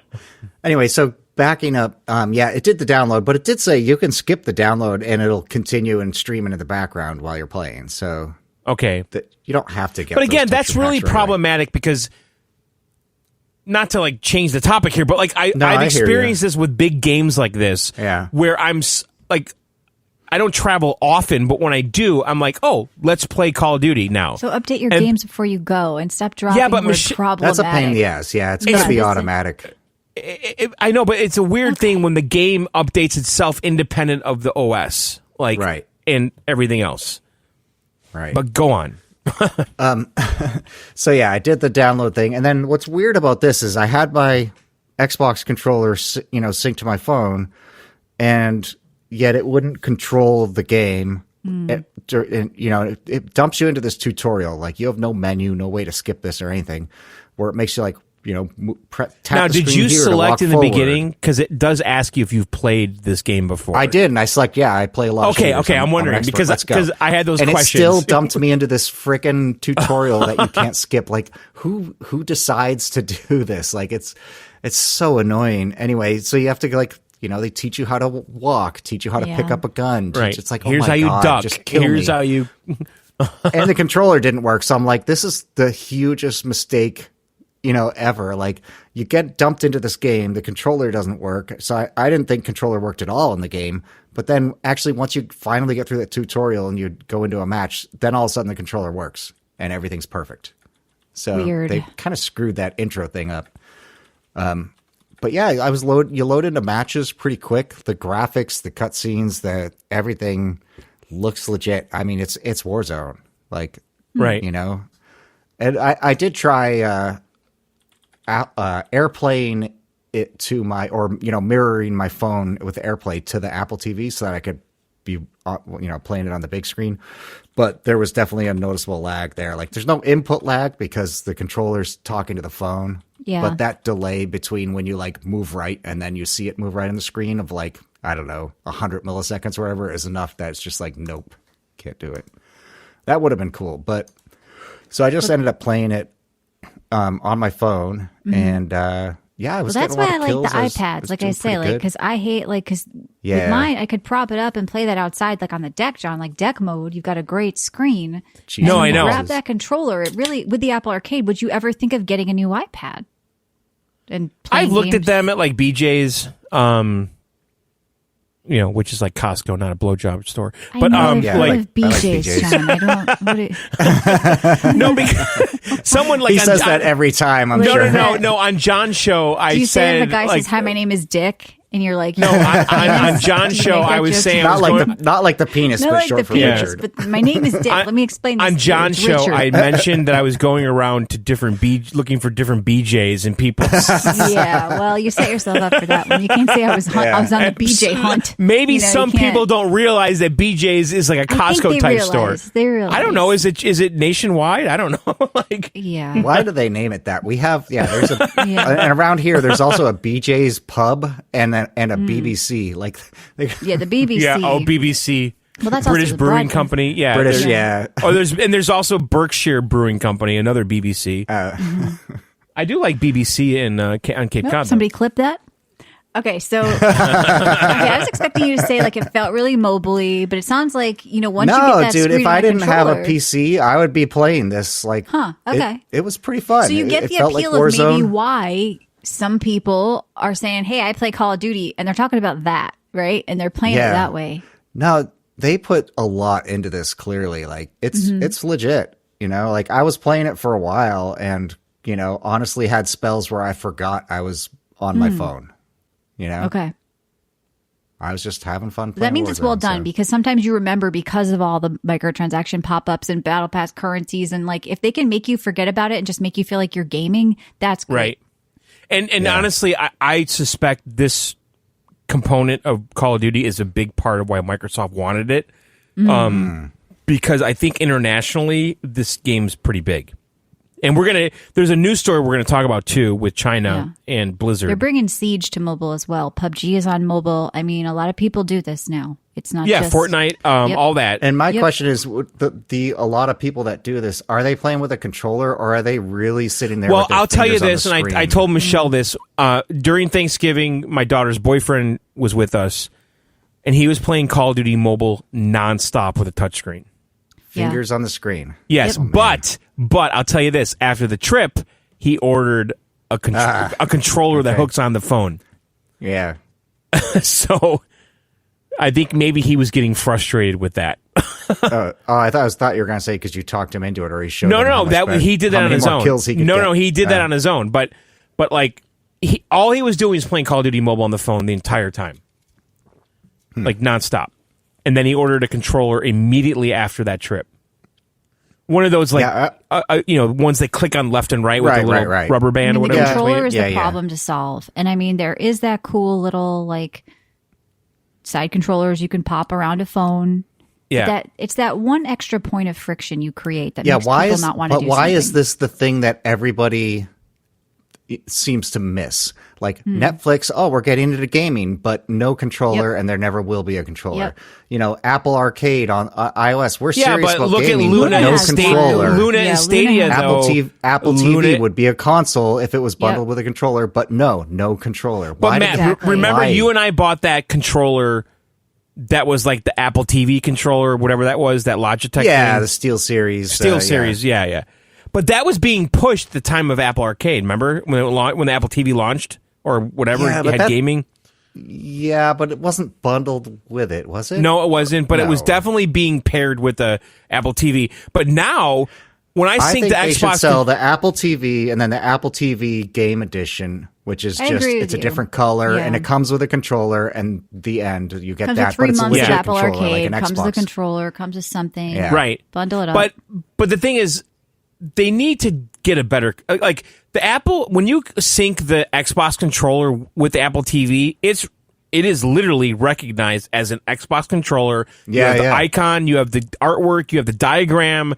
It's the Xbox controller. It's fully integrated with Apple saying TV. Apple said they didn't want to restrict anyone to one controller. People can use whatever they want. Oh, Apple's worried about restricting people to proprietary stuff. Okay. But they fully support all the controllers, and when you sync them, you get the icon. You will sue them. But no, I agree they need something as an option. And in the beginning, they changed since then, but in the beginning, anything you put out on Apple TV as a developer, you had to support the little touchscreen remote. Like you had to be able to fully play the game, do whatever it was with that remote. So nobody's going to release a real game if you have to support being able to use that, right? Right. And it also means that you've got to just spend all this time making this horrible control version of your game. They now do allow you can submit an app that is controller only. Right. And there's many apps I've launched that says you cannot continue unless you sync a controller. Yeah.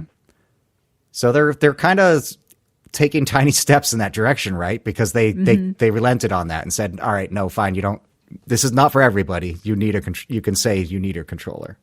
Right. Yeah. All right. So Matt, what else? I think that's everything.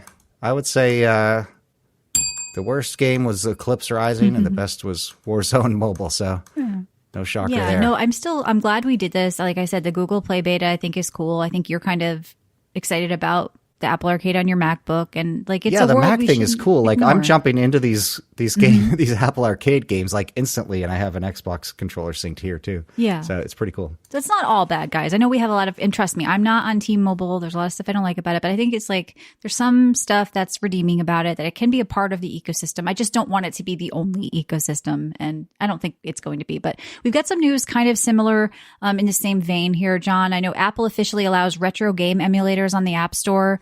Yeah, I don't get that though, because the ROM is always the problem here. That's the problematic thing. Well, people can load into their phones, right?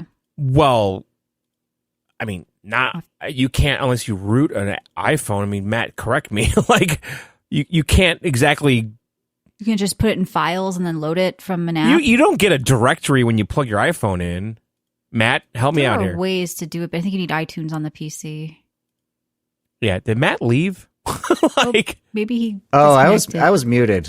Oh, okay. I was reading the Discord and I put myself on mute. What? Sorry, I missed what you're saying. Can you? Why don't you get? So if you had an emulator on your iPhone, can you just load a file from your phone onto it that you would put on it somehow from like your PC or your MacBook?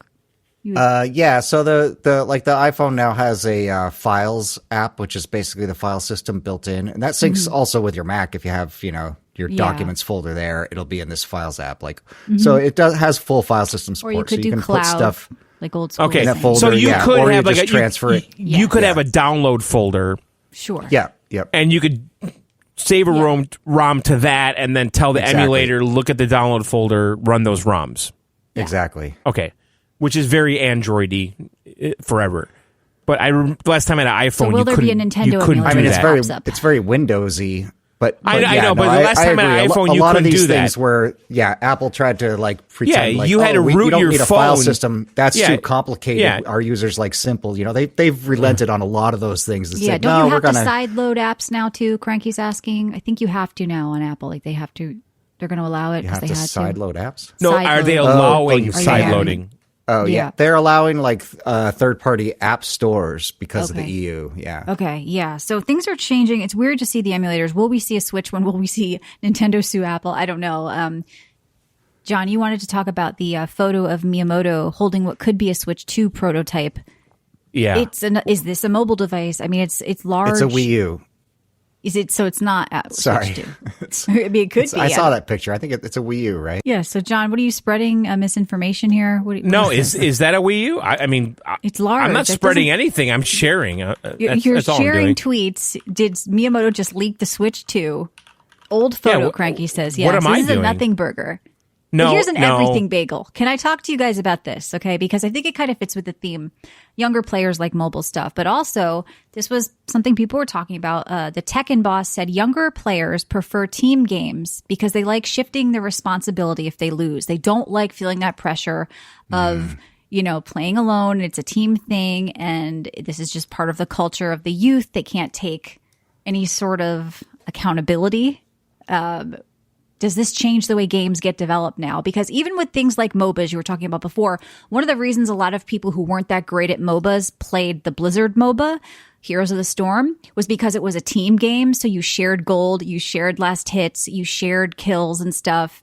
And so with fighting games and the one-on-one, they're saying they're looking at the ages of people playing and they just can't handle it. What does that mean for gaming? Yeah, I don't. It's stupid. I know. It's a funny. It's funny. I never. They don't. Listen. Yeah. Nobody wants to take ownership for anything, right? Yes. Is that how what's annoying happening? is it though when you have one person on your team that dies 7 times and uses up 7 out of 8 of your lives? Yes. Well, that's why the whole MOBA but they want to hide. Toxic and they want to hide inside that, Matt, and it's not clear who the weak link is. Well, remember at the end of you said they were hiding KDA in Call of Duty or something, John? Remember, they were. It's they don't want to that's show. Super annoying. Yeah, they started doing that a few years. Matt and I noticed that right away because we're trying to find what our KD ratio is, and it's buried in 3 menus. You're being competitive even with yourself or your friends. Yeah. Yeah, and it used to be right on the leaderboard every time. Now they hide it. They only show kills, and then later on... And they change it to ED. They change it to ED. Right, it's eliminations per because death. If you shoot somebody once but don't kill them, you get credit if that person dies later. You can't go, hey, loser, you have 2 kills, you suck shit. They want to get rid of that. But that's part of the fun of gaming, competition and seeing what you did and shit-talking and having fun. That was one of the worst things because... now. Because Matt and I were obsessed with KD ratio. But and then they that's how hit you know it. if you're good or not. They hit it. They fucking literally hit it. Because people are fragile bitches now. They take everything and they too changed, seriously. the definition of it. But okay, so younger players prefer team games so they can just kind of hide in the shadows of everyone I'm not else. Bad. I'm just, right, part of a team. I don't know. I think it was kind of a silly thing. Other news, let's see. SOCOM. Well, the big news here, though, Michelle, is this whole Blizzard thing. Oh, really? What's that? I didn't see it yet. Yeah, so Phil is in this photo. Oh. And so he basically, he's proud to announce that Blizzard, Microsoft, has made a new agreement with NetEase to bring the Blizzard games back to mainland China. Oh, unless the guy who wins the Hearthstone tournament mentions Taiwan again, then they're going to ban him. And Blizzard, that's an entirely different topic. But it was the same topic though, because Blizzard had problems with China for a bunch of reasons, but they were always licking their butts. And then there was the whole thing that went on with Diablo Immortal, and then they pulled away. It's a little more than Blizzard, but now it's Microsoft, so that's why they're back.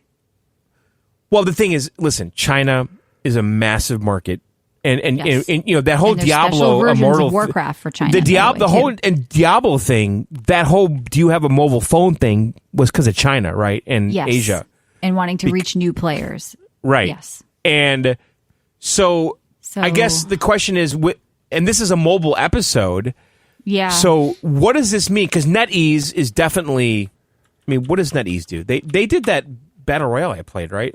They do everything. Sounds familiar. What? Yeah, the Battle Royale that I streamed and played on my PC was made by NetEase. So NetEase is like a Tencent type company, right? Like, what happens when WoW goes on mobile in China? Or Diablo or whatever. It's Diablo. They love Diablo Immortal. Like, the Chinese love Diablo, even though that was not a bad, horrible game. I didn't hate that. Well, you didn't either. You played a lot of that. I didn't play a lot of it. You did too. I didn't. It wasn't horrible. I played the PC version, but it was kind of like... It was fuzzy. It was not great. But it's Blizzard, so what were we expecting? It wasn't even made by them. John, I think... It looks like NetEase maybe does like mobile versions of games. Yes, they did the Diablo Daylight for mobile, stuff like that, yeah. So, what does it mean? Will it impact us? It's just business in China because most of it's done mobily. They want mobile. All of mobile games in general are very inspired by Asia. And the games are way more Asian flavored and Asian themed too, if you look at it. Like a lot of the art and the developers. And it's like, because it's such a huge market there, it feels like almost a different world. You're kind of like, hey, it's a different scene here. Like in general, like in Asia, don't people have less desktop or laptop computers and more likely to just have their phone? Yep. So... This has got to drive everything, though, because that's, Yeah, and they only have a short amount of time to game. So games are like, especially with Chinese, they get like 2 hours a day. So like games have to be played in a bite-size amount. So that makes shorter matches and less gameplay and more automation. And it does change games and trickle down a little bit. What's this, John? I'm looking at Stellar Blade. Yeah, this is literally word for word what I've been saying for years. And this is the developer of Stellar Blade saying it. Okay, what does he say? Basically, he's defending his decision to make this hot Asian girl the main character. What is wrong with this? Who wants to run around as an ugly girl in latex? Well, but this is like, literally like word for word what I've been saying. Go. Like, this is fucking art. What does he say? Okay? He says, when I play a game, I would like to see someone better looking than myself. That's how I feel. I want to see me. Like, I do like making this is it. But I want to see me, but like the video I don't want to see some big like, forehead Down syndrome person. Exactly. There's nothing wrong with fantasy. There really isn't. But like this, honestly, I want to buy Stellar Blade just to support it. Like it's his this vision, guy. It's what he wants, and he's getting it's shit what he for wants. it. He's like, listen, I like hot fucking chicks in latex, and that's what I want to see. Like, that's literally, like, word for word what I've been saying for years. And then people are comparing the model that they use, saying it's not her one-to-one. Obviously. They went in, they boosted her ass, they boosted her thighs. Who cares? Play it. It's the video game version of her, Wheelchair right? Hockey 2010. Like, I don't give a fuck. Like... Yeah, old Cranky says, I don't want to play as a scrawny Batman. I agree. You don't want a Batman without broad shoulders or a bad jawline. Like, do you want a receding chin Batman? Are guys wanting to play that? I think this is like, who's fighting for, like, against this? Like, because they always mention women, but it's like, I personally, myself and women I know, we don't want to play as dumpy, weird things either. But it doesn't matter. These aren't women. These aren't people. These are fiction. Influencers. It's these someone's are, vision. You guys know women like clicks. pretty things, right? Like shoes and pocketbooks and jewelry. Like we kind of like pretty things too, and we kind of want to be pretty. I don't know. I hate to tell you guys that. So like, who's actually having a problem with this? I'm kind of torn on this because like I do think most of this content is made by people that like if you're sitting there and you're like, how can I go viral? How can I get clicks? Because I'm an entrepreneur. My entrepreneur business is to try to get clicks because, you know, I'm going to get, that's how I'm going to get paid. You get paid for clicks, you know, so, and engagement. Then you say, well, I can be upset about this, and I bet I could get people fired up about this. I honestly think they really believe this, though. Like a lot of these people writing, like they seem like they're like. I think activists. Michelle's right. I think they really do. I've seen them going crazy because there's been such a push, to just have this representation or whatever, which is which basically throws aside artistic vision. Right. If it's an artistic vision to make fiction. An ugly character, then fine. But what's happening is we have these third parties that come in that say, no, you must make her hockey this and you must make her look like that. And that's your vision, I support you, and if it's good, I'll play it, okay? Yeah. But at the same time, if I want to make hot fucking Asian broad in latex, I support that too, okay? John, you can't say Asian anymore. Why? No, I can. You can't say Oriental when talking about people. You can say yeah. But I know, Matt. I get it. That was a callback. This story won't die, and it's Seriously. because I keep seeing just stupid stuff about it. Where, like I said, the IGN France guy is saying drawn by someone who's never seen a woman. Personal attacks and trying to paint the picture. And the guy's literally like married to the art director of the game, like right. Who's a woman? But the thing is also like there absolutely are women that look like that. And you're shaming them now by saying that's not realistic. Like, what if you look like that and now you feel like shit? It's because the person that are criticizing it, A, can't get that woman, and B, can never look like that woman. They're trying to appear woke. Here's the thing. They say it's sexually empowering when they're on Twitch showing us their tits and pushing us to their OnlyFans. But when it's in a game, they call her a blow-up doll whore and a stripper. I'm the other way. I think in a game is the place to be comfortable and have fantasy and be outlandish. I don't want to see this from real women on Twitch that are really just sex workers that I don't think is empowering, trying to sell themselves to 14-year-old boys and take advantage of incels. Like, that's where I don't want to see it. In a game is where we should see it. Do you guys know fantasy from reality? People can't separate it anymore. So they're saying that. But these same people are saying these are empowering sex working women on Twitch and we should support them. But she's a whore in the game. Guys, you have it backwards. She's not. Like, she's just a video game character. It's a cyborg. Strong argument, Michelle. I've literally said this for at least 10 years, maybe more, about it's fiction. I don't think people understand fiction anymore. They just don't. It comes out of someone's brain. Everything's it's a their message. vision. Everything is, and that's what it is. Okay, and that's what Pulp Fiction is. That's what Star Wars is. That's what everything is. It comes out of someone's brain. They create a world. Well, they create characters. Now it comes out of a sensitivity team who has to look at it. Well, you better make sure there's a vitiligo option. Right, in and there. George Lucas is rolling in his fucking backyard right now. He's not dead, but Let's not curse. We do the VGO curse here. We Good save.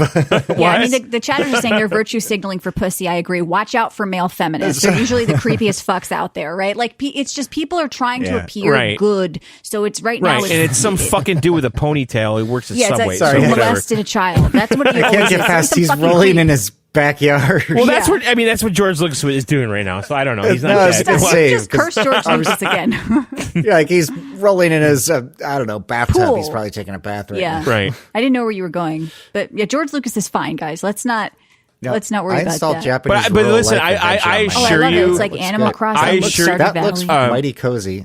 I assure you, George Lucas is not Japan happy. And their traditions. What's George Lucas mad about now, John? Go ahead. Sorry. He's mad about that. I'm planning to go to Japan later this year, so this is perfect. Oh, it's really cool. I really enjoyed that game. Japanese Rural Life Adventures is my mobile game of the decade. Sorry, John. Continue. I'm going to play George Lucas. I don't know. I don't remember. Okay, so listen to this. Now, guys, we love Ubisoft. Now, they have a new game coming out. Oh, dear. Is it the one where the developer No, what is it? Go ahead. Star Wars Outlaws. Yeah, where the developer said she hates white men. Another one. Well, okay, that's another George Lucas rolling around his backyard topic. But so on the box, internet required to install the game. Discuss. Oh, I mean, internet was required to install Warzone Mobile. So what? Okay, but it's a physical disc. Yeah. I've been telling you this. It's just DRM at that point. They just want to prove you own it. You've got to go download it. This has been going on for years. I get why people are upset about it. Okay. Now, on the flip side of this, okay, we know this is a problem. On the flip side of this, I want to talk about Phil and Microsoft. Of course you do. Are people upset because they don't have internet? Or like, how did these people? Okay, Matt, if you want to revisit a game on the Dreamcast or whatever retro console, they can pull it. If it's on the internet, they can delete it. You don't need the internet to do that, okay? If there's a fucking dirty bomb that goes off, in Boston, down. Matt. You're fucked. Okay, First you're not George playing Lucas, this shit. Now you're talking about putting nails in a pot. That's not a dirty bomb. We're kind of way That's not a beyond dirty this bomb. point. Well, they You know, could. like, Maybe the nails had tetanus on them. Okay, I'm not it's a talking small about percentage that. of games at this that point that fucking you could Mark actually- Wahlberg Boston movie. Marathon I'm talking shit, about John. that's not the same thing. A dirty bomb is not a pressure cooker bomb, Michelle. It could if or it a has Mark some bioweapon Wahlberg in dirty it. bomb is Okay. like Thank you. a dirty bomb is like a nuke in a suitcase or something. Yes, right? Michelle, very different. Okay. It could You're be talking in a about pot. a couple Why can't of it be in a psychos pot? in a boat. Don't tell me I can put something in a pot. Okay. All right, let's move all right. on. All right. So with this, The Outlaws game, yeah. I Which I so- thought should I looked cool care in the about trailer this game? that I saw like a year ago. okay, I so thought it was- all right, feel like it's anyway, gonna be Ubisoft is saying, listen, this disc in this box is fucking bullshit. You just bought it at Walmart. Are Go these people home and new to gaming and Like, this has been download going 60. on. Okay. All right. Now That's on what the I'm saying. Like most games are this already. We're way past. We've this lost point. the battle, and you're Okay, not going to change I don't it. think Put down your I've seen a pitchforks. game that has that wording. Okay, Oh, on I mean, kind all of these the games flip like that. Diablo's like that. You can't play it on the offline. flip side of this, kind of this is like loose connection. Okay, because this does kind of require the internet. But Microsoft has created a team. Are you aware of this? A team. Oh my god! They have formed a new team. A team, Michelle. This is multiple How many people. people? Okay, Team. it's a What does team. it It mean? could be two or Three? more. I think Yeah. basically. Okay. They have formed a new team, and we've noticed this with Microsoft the last 5, 6, Microsoft 7, 8 loves years. a team. We have formed a new team dedicated to game preservation. Oh, Important to all of us at Xbox and the industry itself. Now, I think Microsoft has clearly demonstrated that they're way better at bringing their old games forward and making them actually better. Like if you revisit an old Xbox, They do. Yeah. they do. Sony, they give two shits. Nintendo, now the they fact want you that to buy it Sarah 3 times. Bond here is saying that there's a team, okay, You which is feel more good than about 2 this. people, it's 2 or Right. more, okay. Okay. no, that's cool because they can come up with standards maybe and get like Yeah. the rest of the industry to follow it. Where it's like, no, if you have like a DRM that has to go online, it needs a self-destruct in 20 years. You know, like and then Right. so that it just always works. Like Yeah. you need to put that Think in. ahead. But it depends. Something like this Outlaws game, is it internet required because they want to? The game's not on the disc. It's probably Right, too big. or is it and- that they don't want to commit to a gold master and Right. release That's it all- and that's print been it on the a MO. There'll disc? be a day Yeah, one yeah. update and it's anyway. not going to just be a full done in game. time anyway. Yep, So yeah, it's exactly. really just that we want you to download this and get the latest update because we're Mm-hmm. still working on it, and that's all it is. So how do you preserve that? The game doesn't exist. But the game, okay, if there's some version of the game on the disc, it should just work, right? If you're in a field Yeah, with a it should be the old generator, version of the game. What if there's without- no version on the disc? well, that's the Yeah. problem, Matt, because That's why there's- physical media is going away, and they're selling you empty boxes. And I've done that. I've purchased a Warcraft box where there was nothing in it. Oh, me Remember, John? too. But a code. Destiny. This has been going on. It's just. yeah. Destiny not that 2, new. I agree. you and I, I bought understand as why a people are code upset, in a but it's box not- on a PC. Yeah. Yeah. But anyway, Xbox, again, you need internet for this stuff because I bought, I forget the name of the game. What was that flying Red Baron game on the original Crimson Xbox? Skies. Yeah, I bought a copy of that game at a flea market like years ago, and I brought it home, threw it Why in do my. they call it a flea market? I don't Do I know. wanna ask? I threw it in my Xbox One or something at the time, Good question. and it there said, fleas and "Oh, everything?" you just put the Crimson Skies disc in." Yeah. And then it downloaded a new that is version the nice of it. thing about Xbox. Yeah, that you It won't get but it anywhere else. downloaded a new. It didn't actually run the version off the disc. It downloaded an updated version that ran on the Xbox One or whatever it was at the time, and so they're doing that now with the old games. Is that you will install it and then you'll get an up-res game that has like 60 frames now, and the old one had 30. It has Yeah. up-res textures. It has whatever. But anyway, so Xbox apparently is really committed to this. They're building this is quote unquote, I think this is Sarah Bond. We're building on our strong history delivering backwards compatibility to all of our players, and we remain committed to bringing forward the amazing library of Xbox games for future generations of players to enjoy. So I know, I just want to give them a little bit of kudos because I've noticed this over the last few years, and now they're kind of just. Well, maybe they can do it where the copyrighted music doesn't make them pull the whole game from the Well, store. that's the problem. Like you can't play Tony Hawk. You can't need play to Guitar sign Hero. deals that say that this Yeah. can be used or something like that. Think ahead now with it. League but of that's Legends like is getting Activision a Vampire problem. Survivors Both of PvE those mode later this year. That's kind of big news. SOCOM coming back though is possibly leaked. John, are you excited about this? Okay. Well, I've mentioned this also the last couple years about. You've talked about this for like over a decade. Yeah. Well, it's just how it's you weird. want. So you want SOCOM, right? Because that was amazing, and it came out with the PlayStation, but then it just died. It's just a weird thing. It's one of these licenses and brands that Sony had that like I literally bought a PS3 because of SOCOM, and now it's just gone. Right?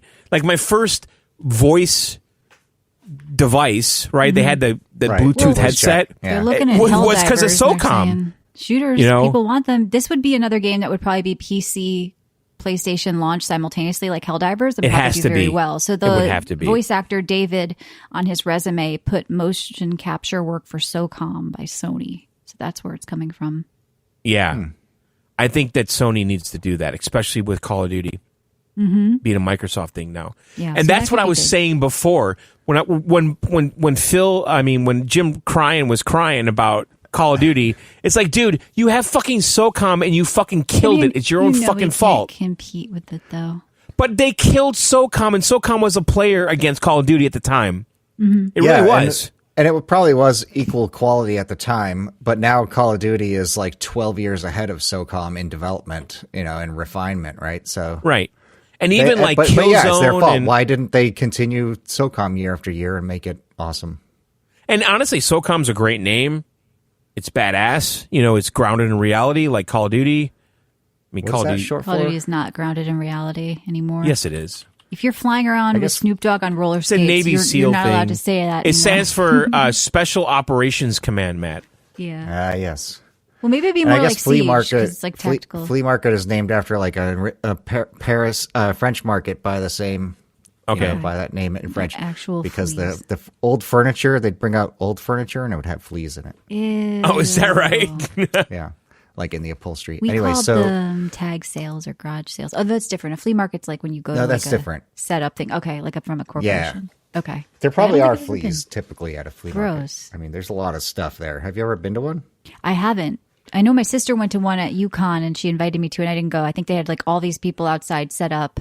It's like a convention, right? Outside. I used to go because you would go on. There'd be It's like just it's like a giant stalls garage after sale. stall of like just so much junk, and there's people that like this is what they do for a living is collect Yeah. and sell this junk. But and they but the thing is, you would find some places where there was like a box of Nintendo Yes. cartridges, Yes, or and that like- was Ruin my. Everybody I knows would- what they have now. It takes Well, the that's magic the out problem. of it, right? So I get used like to. Yeah. a bootleg, like Yes. Pearl Jam cassettes, Right. like you would find some great stuff. Yeah, I Yeah. would go looking The for magic's on. guitars Yeah. and used games.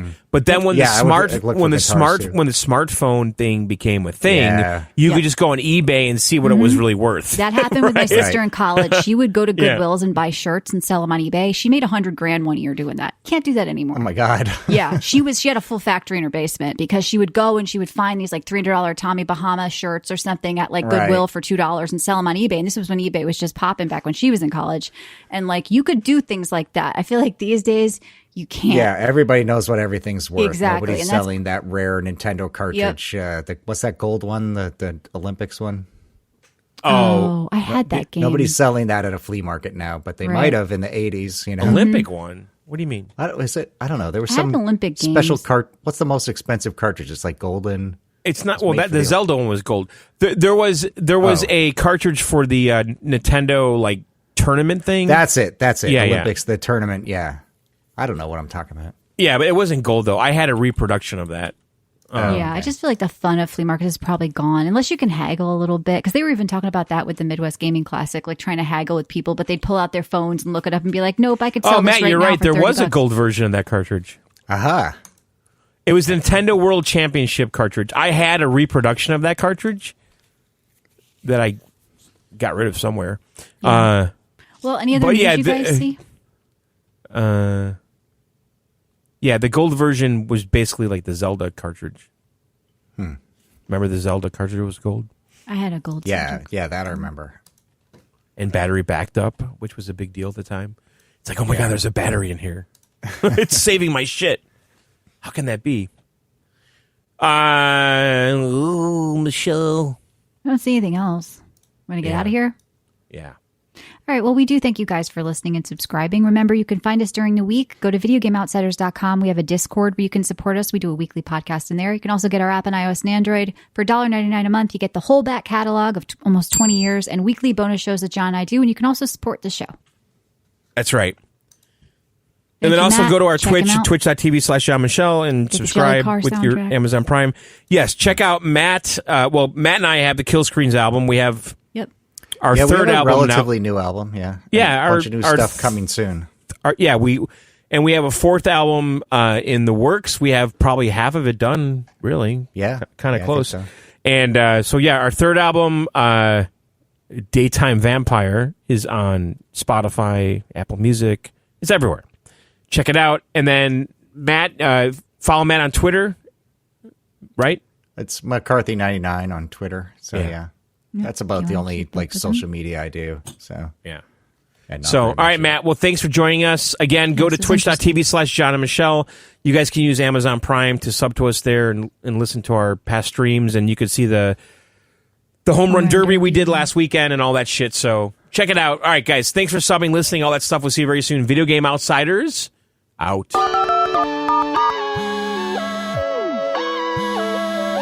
just wanted to let you know that I miss you. You know I can't talk to you right now. I'm playing Clash of Clans right now. You know I got the Warzone mobile. You know I got the Pokemon Go. I think down the road from me is a Pokemon stop, yo. Right down the road from me, where Marvel's snapping. You know I'm unavailable, cause it's mobile, and I'm tapping right now. You know I'm unavailable, cause it's mobile, and I'm swiping right now, yeah.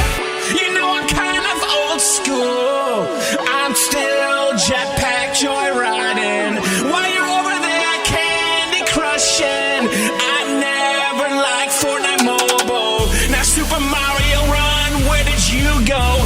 Come back, I miss you so. PUBG Mobile never made sense, but I can't